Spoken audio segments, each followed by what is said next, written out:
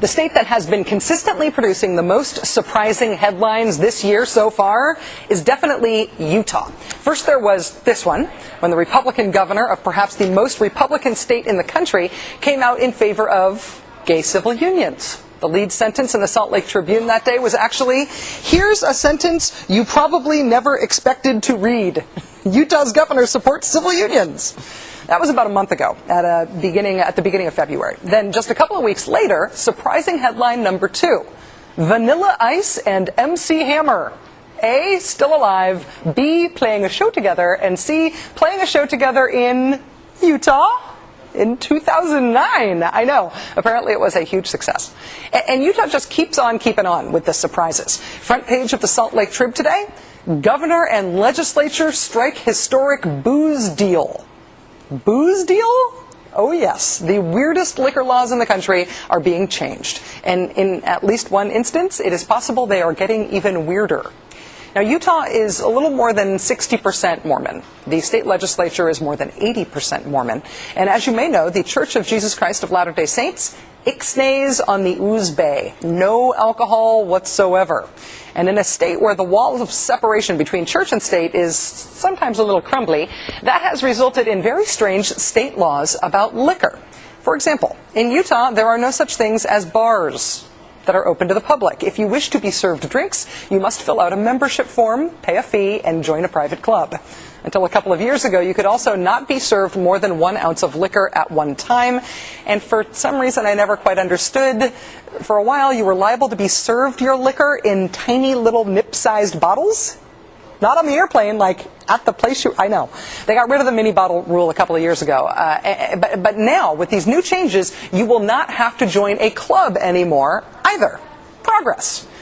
Here's the part I still don't understand. It used to be, under the old rules, that after you ordered your drink at a restaurant, the bartender would not be allowed to just serve it to you across the bar like a normal bartender.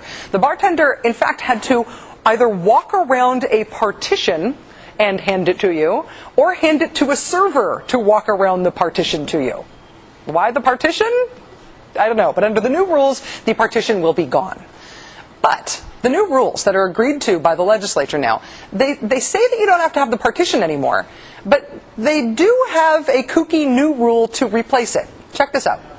New restaurants, under the new rules, have to have a separate special area for the mixing of drinks. A separate out-of-sight mixing area that is out of the potential view of children. In other words, you need a closed-off drink mixing room. Because booze is just that powerful? I don't get it. Here now, Rocky Anderson, the former mayor of Salt Lake City, Utah, and the founder and executive director of the High Road for Human Rights organization. Mayor Anderson, thank you so much for joining us tonight. Good to be with you, Rachel. Please tell me that I explained some of that wrong. The Zion You did curtain. really well, actually. Was that accurate? It was. And I practiced law for 21 years, was mayor for 8 years. I've had a really hard time figuring out these laws because there were so many categories of places where you could get a drink or where you couldn't get a drink.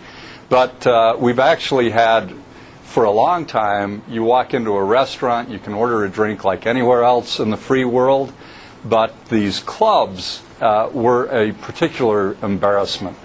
You can imagine being mayor and you bring people in from out of town, especially during the Olympics, and they have to fill out a card to get a membership in order to get a drink. And these are changes that I've been advocating for a long time, and thank goodness we've got a very reasonable and world-traveled governor, John Huntsman, who had enough sense to work with everybody and bring about these major changes. And we've had an evolutionary process for many years. We went from brown bag laws to the mini bottles that you talked about, and now it's pretty much like anywhere else, especially getting rid of the private clubs.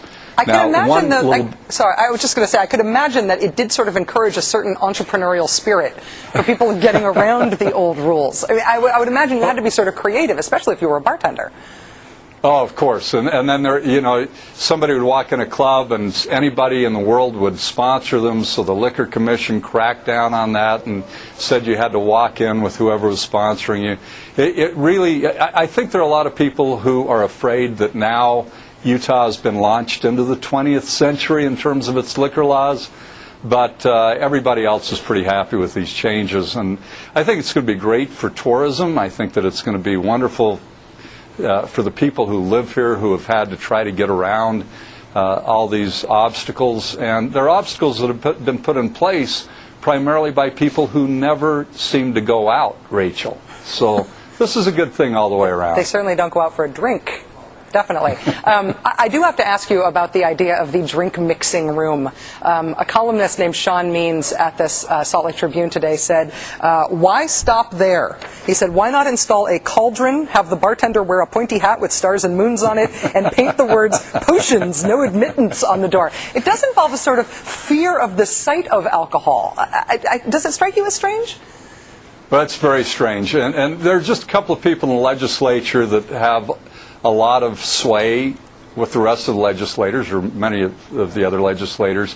And this is something they insisted upon, and I think it's this idea that any progress you make, you've got to have a little regress along with it. And I think that in this evolutionary process, we'll see these kind of silly prohibitions eliminated, but we're going to have the situation where the existing restaurants can get rid of the glass partition, and the bartender can simply hand the drink over the bar, and any new restaurants are going to have to hide away the mixing of drinks. And behind this is this ridiculous notion that children who are exposed to anybody mixing a drink may be somehow negatively influenced by that. Mesmerized I think by the shaking sound or something? I don't know. Yeah, but we've got another very strange law. They did increase the 1 ounce to a 1.5 ounce pour, but it's still, I order a scotch on the rocks and the scotch doesn't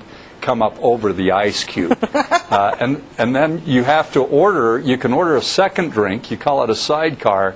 They bring you another 1.5 ounce drink in another glass, but you have to pick up the glass and pour it in your other glass so you can have a real drink.